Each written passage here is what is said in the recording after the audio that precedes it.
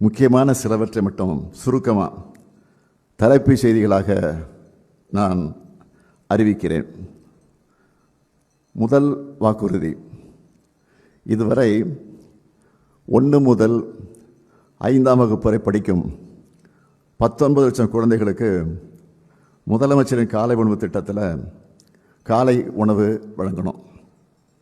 திராவிட model 2.2 ஆட்சியில் கூடுதலாக 15 லட்சம் மாணவர்கள் பயன்பெறும் வகையில் முதலமைச்சரின் காலை உணவு திட்டம் முதலமைச்சரின் காலை உணவு திட்டம் 8ஆம் வகுப்பு வரை விரிவுபடுத்தப்படும்.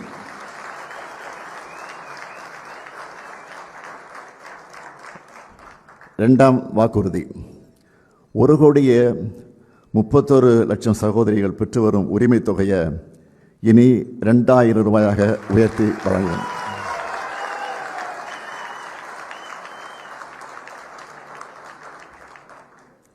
மூன்றாவது வாக்குறுதி, இலவச மின்சாரம் பெறும் 20 லட்சத்திற்கும் மேற்பட்ட விவசாயிகளுக்கு எந்தவித மீட்டரும் பொருத்தப்படாத நவீன மின்சார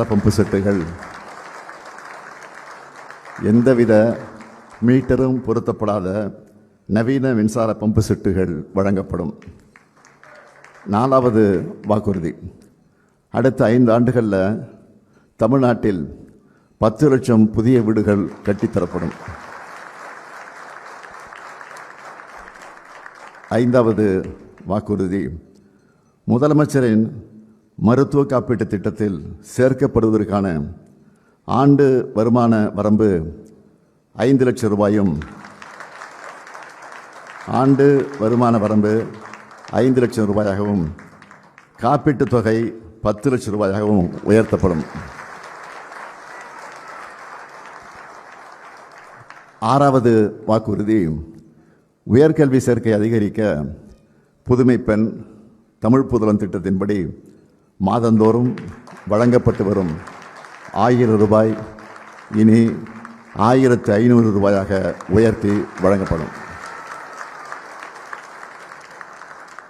ஏழாவது வாக்குறுதி, நெல் கொள்முதல் விலை குவிண்டால் ஒன்றுக்கு 3,500 ரூபாயாக உயர்த்தி வழங்கப்படும்.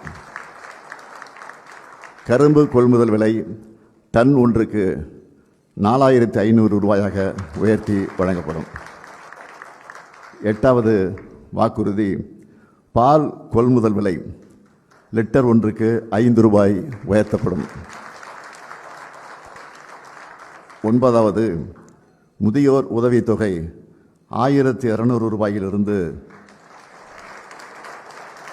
முதியோர் உதவித்தொகை